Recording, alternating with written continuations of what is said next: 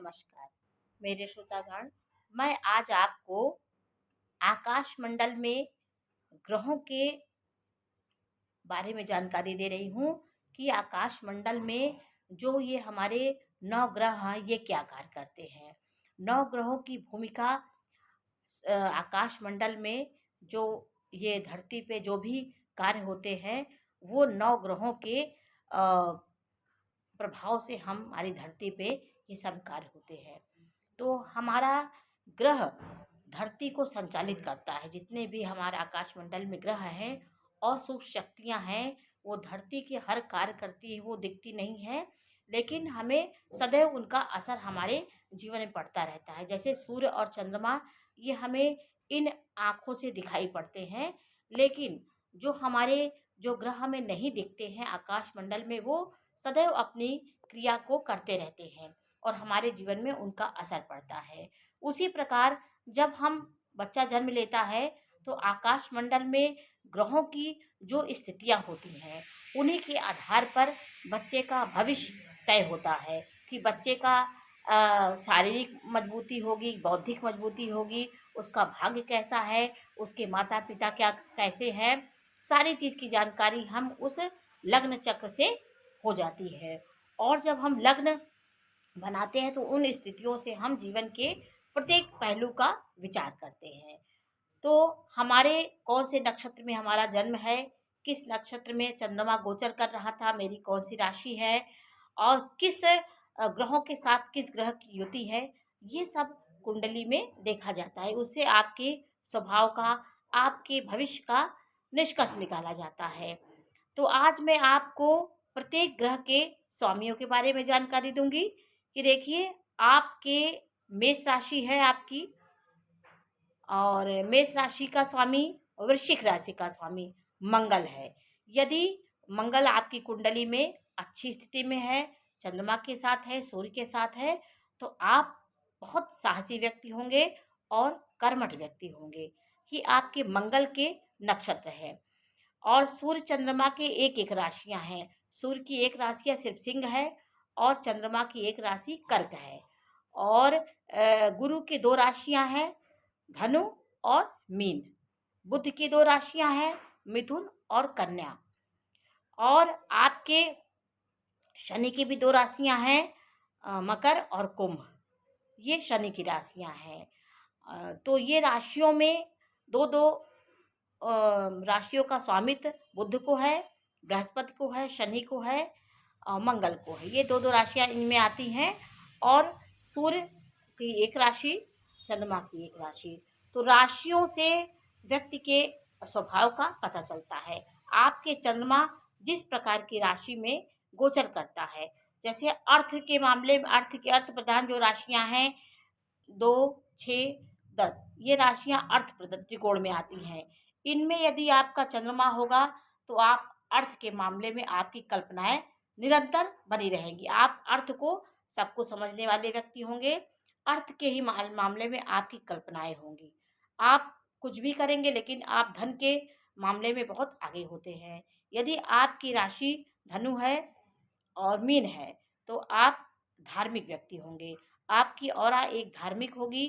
धर्म की मान्यता को आप मानने वाले ईश्वर के भक्त होते हैं और सदैव अपने लक्ष्य पे लगे रहते हैं और सबको एक सहारा और भरोसा देने वाले व्यक्ति होते हैं। और यदि इसी प्रकार आपकी राशि यदि मिथुन और कन्या है तो आप बुध ग्रह से प्रभावित, आपकी बौद्धिक क्षमता सिर्फ दिमाग से आप करने वाले व्यक्ति होंगे।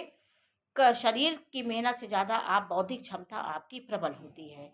और उस क्षमता को और अच्छा बनाने के लिए आपका गुरु यदि दृष्टि दे रहा है बुध को, तो आपकी क्षमता, बौद्धिक क्षमता और उच्च स्तर की आपकी बौद्धिक क्षमता होगी।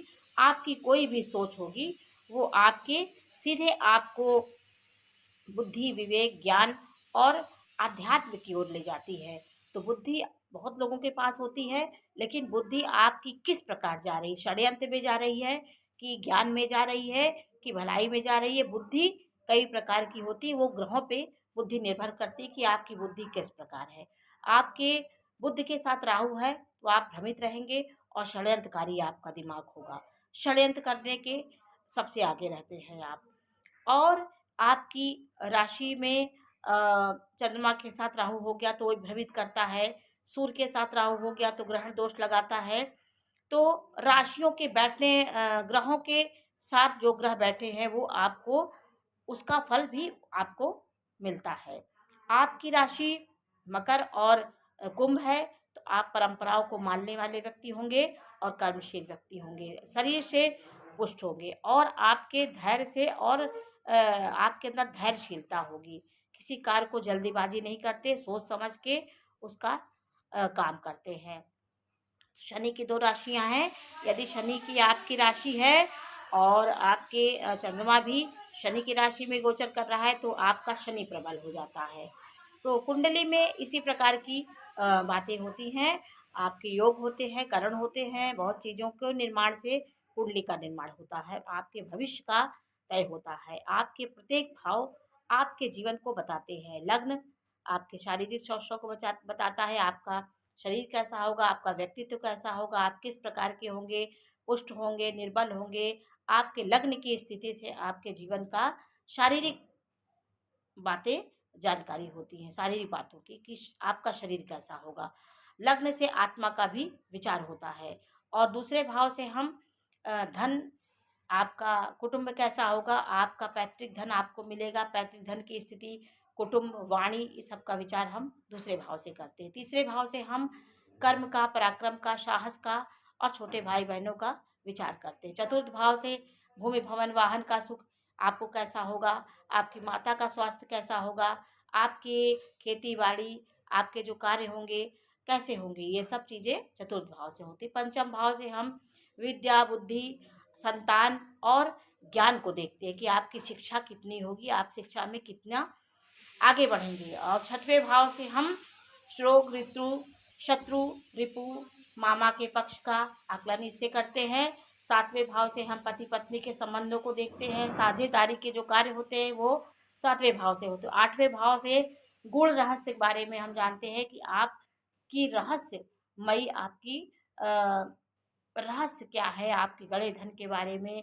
अगर ये स्थिति अच्छी है तो आपको गड़े धन की भी प्राप्ति होती है। यदि आठवें भाव का स्वामी अच्छी से स्वाग्रही है तो आपको पैतृक संपत्ति भी मिलती है, आपको ससुराल पक्ष से भी सहारा आपको मिलता है। नवम भाव से हम आपके भाग्य का आकलन करते हैं कि आपका भाग्य कितना प्रबल होगा, आपके भाग्य का स्वामी किस भाव में बैठा है।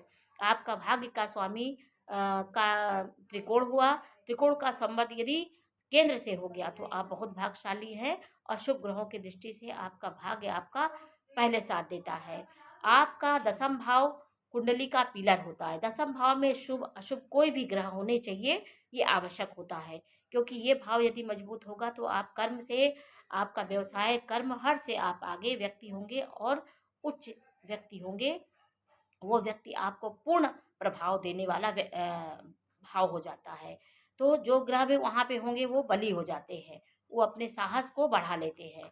और 11वां भाव लाभ भाव दिखाता है। 11वें से हम लाभ को देखते हैं और आपका लाभ, आय, व्यय कैसा होगा, हाँ, ये सब देखते हैं और जीवन के बहुत आगे हम जाते हैं। और लाभ हानि की इसी से होती है। और 12वां भाव व्यय होता है कि हम जीवन में कितना कमाएंगे, कितना व्यय करेंगे, ये सब चीज़ें हम 12वें भाव से देखते हैं। उस बाहर की मेरी बाहर की यात्रा होगी, कहाँ की होगी, ये सब हम इससे देखते हैं। तो ये 12 भाव का ये मैं संक्षिप्त आपको बात बताई हूँ। तो मैंने आज आपको इसकी जानकारी कैसी लगी हमें अवश्य बताइए। चैनल को लाइक करिए, सब्सक्राइब करिए। मैं इसी प्रकार की जानकारी देती रहूँगी। नमस्कार।